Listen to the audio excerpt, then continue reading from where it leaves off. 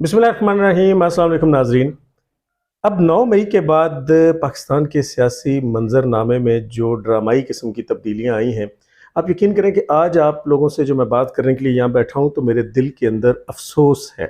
خوشی نہیں ہے بلکہ دکھ ہے۔ اور دکھ کس چیز کا ہے؟ دکھ ہے بنیادی طور پہ اس انجام کا کہ جو بہرحال پاکستان تحریک انصاف کا ہونے چلا جا رہا ہے۔ آپ یقین کیجئے کہ پاکستان کے اندر یا دنیا کے کسی بھی جمہوری ملک میں ہر شخص کو سیاست کرنے کا حق حاصل ہے، اور یہ اس کے بنیادی حقوق میں ہے۔ عمران خان صاحب اور ان کی بچی کچھی پارٹی کے لوگ 27 سال کا ذکر کرتے ہیں، لیکن 27 سال پہلے یا 22 سال پہلے تحریک انصاف کی نہ تو وہ ورتھ تھی نہ وہ پہچان تھی۔ ہاں، عمران خان صاحب کو لوگ ایک کامیاب کرکٹر کے طور پہ ضرور جانتے تھے، لیکن بہرحال یہ کسی کے وہم و گمان میں نہیں تھا کہ وہ جو ایک چوہے بلی کا کھیل پاکستان مسلم لیگ نواز اور پاکستان پیپلز پارٹی کے درمیان حکومتی سطح پہ ہوا کرتا تھا، کبھی اس کے درمیان عمران خان بطور ایک تھرڈ آپشن یا تیسری پارٹی بھی انٹر ہوں گے۔ لیکن بہرحال جو کچھ ہوا وہ سب آپ کے سامنے ہے،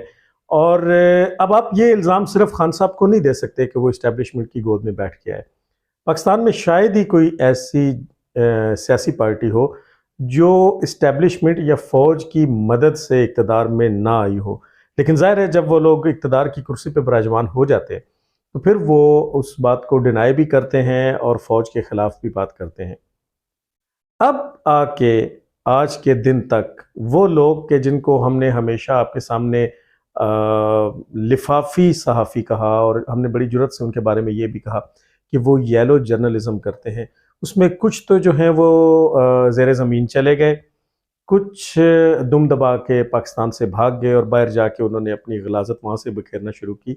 لیکن وہ لوگ جب پاکستان میں بڑے سینئر ہیں، اب آپ کامران خان صاحب کے ٹویٹ کو دیکھیں، انہوں نے اپنے ٹویٹ میں الوداع الوداع عمران خان الوداع کا ذکر کیا۔ تو اب آپ جانتے ہیں کہ کامران خان صاحب جتنے بڑے حمایتی عمران خان کے تھے اور جتنا وہ تحریک انصاف کی بعض جگہوں پہ بے جا سپورٹ بھی کیا کرتے تھے، اب انہوں نے بھی باقاعدہ طور پہ عمران خان صاحب کو الوداع کر دیا۔ تحریک انصاف اور عمران خان صاحب سے لاکھ اختلافات سے، لیکن اس میں ایک بات بالکل سچ ہے کہ یہ پارٹی جب وجود میں آئی تھی تو اس نے بہت سے ایسے لوگوں کو پہچان دی جنہیں کوئی نہیں جانتا تھا۔ اب آپ عثمان بزدار کی مثال لیں، عثمان بزدار ایک کونسلر بننے کے قابل شخص نہیں، لیکن تحریک انصاف نے تمام تر اختلافات کے باوجود اس شخص کو پنجاب کی وزارت اعلیٰ دی۔ اب یہ بڑی علیحدہ بحث ہے کہ وہ وزارت اعلیٰ دینا کا فیصلہ کیسا تھا یا اس وزارت کی کرسی کو بزدار نے کیسے چلایا، لیکن بہرحال تحریک انصاف نے عثمان بزدار کو پہچان دی۔ عمران اسماعیل کو آپ دیکھیے، عمران اسماعیل کو گورنر سندھ مقرر کیا گیا، اس کے علاوہ مراد سعید کو آپ دیکھتے ہیں کہ مواصلات کا وزیر لگایا گیا۔ کسی شخص کے وہم و گمان میں یہ بات نہیں تھی۔ ایک تو وہ لوگ تھے کہ جو باقاعدہ آپ کو مختلف پارٹیز میں نظر آتے تھے، فواد چودھری ٹائپ لوگ جو آپ کو ہر ایک حکمران جماعت کے ساتھ کھڑے ہوئے اور ان کی ترجمانی کرتے ہوئے نظر آتے ہیں، فردوس عاشق آوان اور فیاض چوہان جیسے لوگ کہ جو آپ کو ہر ایک کے لیے اپنی زبانیں لمبی کرتے ہوئے نظر آتے ہیں، لیکن اس کے علاوہ یہ گمنام لوگ اور ان کو اتنی بڑی بڑی پوسٹ دینا، کسی نے یہ نہیں سوچا تھا کہ جب برا وقت آئے گا تو عمران خان صاحب نہ تو ابھی نااہل ہوئے ہیں، نہ ابھی پاکستان تحریک انصاف کو کالعدم قرار دیا گیا ہے، اور جہاں تک جیل جانے کی بات ہے تو لوگوں نے یہاں مہینوں اور سالوں کی قید کاٹی ہے لیکن وہ اپنے موقف سے پیچھے نہیں ہٹے۔ آپ خواجہ سعد رفیق کی مثال لیں، آپ شاہد خاقان عباسی کی مثال لیں، آپ احسن اقبال صاحب کی مثال لیں، آپ خواجہ آصف صاحب کی مثال لیں، آپ رانا ثناء اللہ کی مثال لیں، یہ لوگ اپنے اپنے قیادت کے لیے جیلوں میں ضرور گئے اور انہوں نے واپس آ کے اپنی پارٹی کو نہیں چھوڑا، انہوں نے اس طرح کی پریس کانفرنسز نہیں کی، جبکہ تحریک انصاف کا جنازہ جیسے 11-12 دنوں میں نکلا ہے اور لوگوں نے فوراً ہی سیاست اور تحریک انصاف کو خیر بات کہا ہے، تو آپ کو ان کی ورتھ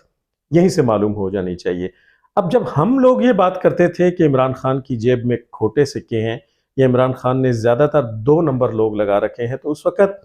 تحریک انصاف کے تمام چاہنے والے ہمارے ساتھ بڑے شدید غم و غصے کا اظہار بھی کرتے تھے اور اعتراض بھی کرتے تھے۔ لیکن اب آپ مجھے بتائیں کہ کوئی مجھے اس بات کا جواب دے گا، کیا آپ لوگ سوچ سکتے تھے کہ فواد چودھری کو جتنی عزت اور مقام تحریک انصاف نے دیا تھا، اس پہ کیا فواد چودھری کا یہ کرنا بنتا تھا؟ چند دن پہلے کا ڈرامہ آپ دیکھیں، وہ اسلام آباد کی عدالت کی راہداریوں میں بھاگنے کے بعد اس شخص نے سیاست سے بریک لینے کا اعلان کیا تھا، لیکن آپ کو وہی بندہ رات کو جہانگیر ترین کی پارٹی کی گود میں جا کے بیٹھا ہوا نظر آیا۔ اپنے ماتھے پہ گولی کھانے کا علی زیدی نے کہا تھا، لیکن وہ بھی آپ کو اس نئی پارٹی جو کہ اب بن گئی ہے اس میں نظر آیا۔ عمران اسماعیل بھی آپ کو اسی پارٹی میں نظر آیا۔ اب ناظرین، اختلافات اپنی جگہ، لیکن یہ بات سچ ہے کہ پاکستان میں پرسنالٹی کا جو ووٹ عمران خان صاحب کا اب بھی ہے، وہ اور کسی جماعت کا نہیں۔ جب کسی زمانے میں بھٹو صاحب کے بارے میں یہ کہا جاتا تھا کہ اگر وہ کھمبے کو بھی ٹکٹ دے دیں گے تو لوگ بھٹو کے نام پہ اس کھمبے کو ووٹ کر دیں گے، اور یہی حال عمران خان صاحب کا ہے۔ تو میرے ذاتی اور دوبارہ آپ دیکھیں کہ نواز شریف صاحب جب آئے تھے تو وہ 2/3 میجورٹی کے ساتھ آئے تھے۔ محترمہ بے نظیر بھٹو کا بھی یہی حال تھا۔ لیکن جہاں تک جہانگیر ترین کا تعلق ہے، اگر انہوں نے اپنی پارٹی استحکام پاکستان پارٹی IPP بنا لی ہے تو میری ذاتی رائے میں جہانگیر ترین صاحب کوئی ایسی قدآور شخصیت یا کوئی ایسی اٹریکٹیو شخصیت نہیں ہے کہ لوگ اب انہیں یا ان کے نام پہ ان کی پارٹی کے لوگوں کو ووٹ دیں گے، اور خاص طور پہ بھی ان لوگوں کو کہ جو تحریک انصاف میں تھے اور اس کو چھوڑ کے دوبارہ اب IPP میں شامل ہوئے ہیں۔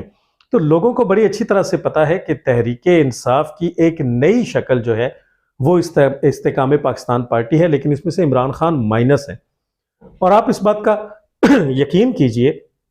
کہ تحریک انصاف کا جتنا بھی ووٹ پاکستان میں ایگزسٹ کرتا ہے وہ اس کینڈیڈیٹ کے نام پہ ایگزسٹ نہیں کرتا،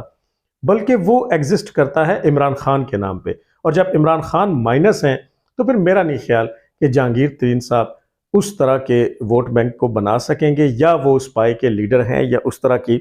لیڈرشپ کر سکتے ہیں، یا لوگ ان کی خاطر یوں باہر آئیں گے۔ تو یہ ایک کوشش ہے، کوشش کرنے والوں کی جانب سے، دیکھیے اس کے ساتھ کیا ہوتا ہے۔ اب میں یہ سمجھتا ہوں کہ بہت ہی سیانے دانش مند اور عقل مند سیاستدان نکلے تھے ندیم افضل چند صاحب کے، جنہوں نے عین عروج کے وقت میں اس پارٹی کو چھوڑ دیا تھا، کیونکہ شاید انہیں یہ نظر آ گیا تھا کہ اس پارٹی نے جو اینٹی اسٹیبلشمنٹ حرکتیں شروع کی ہیں اور جو ان کے مشیران کا حال ہے، وہ نہ صرف پارٹی کو لے ڈوبیں گے بلکہ خان کو بھی لے ڈوبیں گے، اور ایگزیکٹ یہی ہوا۔ اب آپ نے دیکھا کہ چند صاحب کا اس وقت کا کیا ہوا فیصلہ بڑا درست ثابت ہوا، اور اسی طرح کے باقی لوگ جنہوں نے عروج کے وقت، تحریک انصاف کے عروج کے وقت اس پارٹی سے اپنی راہیں جدا کی تھی، انہیں شاید وہ سب کچھ نظر آ گیا تھا، کیونکہ یہ جتنا بھی کاٹ کباڑ کا مال تھا جب IPP میں چلا گیا ہے، ان لوگوں نے کبھی کچھ ڈیلیور نہیں کیا۔ تحریک انصاف جیسی مضبوط پارٹی میں بھی آ کے انہوں نے ڈیلیور نہیں کیا، تو اب یہ استحکام پاکستان پارٹی میں جا کے کیا ڈیلیور کریں گے؟ سوال یہ ہے کہ اب چونکہ عمران خان صاحب کی گرفتاری جو ہے وہ بالکل ایک اس کا 11th آر چل رہا ہے، اور وہ نوشتہ دیوار ہے، اور آپ کو معلوم ہے کہ اب خان صاحب کو مکمل طور پہ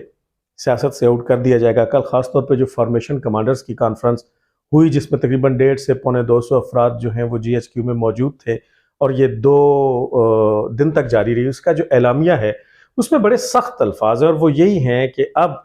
فیصلہ گویا کر لیا گیا ہے خان صاحب کو، خان صاحب کے ان ہینڈلرز کو، وہ جو گڈ ٹو سی یو والے ہینڈلرز ہیں، اور باقی تمام سہولت کاروں کو اب ٹھکانے لگایا جائے گا، اور اب اس جماعت کو بالکل اسی طرح سے ختم کر دیا جائے گا، بلکہ کافی حد تک تو ختم کر دیا گیا ہے۔ اب جو تابوت میں آخری کیل ہے، بس اب اس کی باری ہے۔ سوال یہ ہے کہ اس پارٹی کے ساتھ ایسا کیوں ہوا؟ وہ کیا بات تھی کہ جس نے یہ انجام کیا، جس پہ آج میرے سمیت بہت سے درد دل رکھنے والے پاکستانیوں کو افسوس ہے؟ سیاست کرنا عمران خان صاحب کا حق ہے، سیاست کرنا عمران خان صاحب کا حق تھا، لیکن عمران خان صاحب نے ٹکر بڑی غلط لی تھی۔ آپ یہ بات یاد رکھیے کہ عمران خان کو جتنا مرضی اپنی ریڈ لائن کہیں، لیکن مجھے نہیں معلوم کہ یہ ریڈ لائن کیا چیز ہے۔ البتہ فوج جو ہے وہ ہماری فرنٹ لائن ہے، وہ ہماری ڈیفنس کی لائن ہے۔ خدا نخواستہ اگر آپ کے اوپر آپ کے دشمن کسی بھی طرح سے یا کسی بھی طریقے سے حملہ کرتے ہیں، چاہے وہ فضائی راستے سے ہو، چاہے وہ بحری راستے سے ہو، چاہے وہ بری راستے سے ہو، تو ان کے آگے جو پہلی فرنٹ لائن جو کھڑی ہے وہ نہ تو کوئی سیاستدان کھڑا ہے اور نہ کسی سیاسی جماعت کا کارکن کھڑا ہے۔ ان کی اوقات تو یہ ہے، خاص طور پہ تحریک انصاف کے سیاستدانوں کی کہ یہ تو 10-11 دن جب جیل میں گزارتے ہیں تو واپسی پہ ان کے چہرے نہیں پہچانے جاتے، جب یہ عدالتوں میں پولیس کو دیکھتے ہیں تو اپنی گاڑیوں سے نکل کے دوڑ لگا دیتے اور ان کی زبانیں باہر نکل آتی ہیں۔ تو کیا یہ لوگ کریں گے؟ یہ نہیں کریں گے۔ وہ جو ہماری فرنٹ لائن ہے، وہ جو ہماری ڈیفنس لائن ہے، خان صاحب نے باقاعدہ منصوبہ بندی کے تحت نہ صرف یہ کہ ان کو بدنام کیا، بلکہ انہوں نے اس کے اوپر باقاعدہ طور پہ حملہ بھی کروایا، اور اب اس کے سارے ثبوت موجود ہیں۔ اور آپ یہ یاد رکھیں کہ جب بھی کسی ملک کی فوج کے خلاف عوام کو بھڑکایا اور اکسایا جائے اور وہاں بغاوت کروائی جائے تو اس کا انجام وہی ہوتا ہے جو اب خان صاحب اور خان صاحب کی پارٹی کا ہونے جا رہا ہے۔ ہمارے فوج سے سیاستدانوں کو لاکھ اختلافات سے ہی، جرنیل، بہت سے ایسے جرنیل کہ جن کی کرپشن کی داستانیں زبان زدیام ہے، لیکن اس کے باوجود وہ جو ایک فوجی جو 30-40 ہزار روپیہ تنخواہ لیتا ہے، جو اپنے 4-6 بچوں کے ساتھ 2 کمرے کے کوارٹر میں رہتا ہے،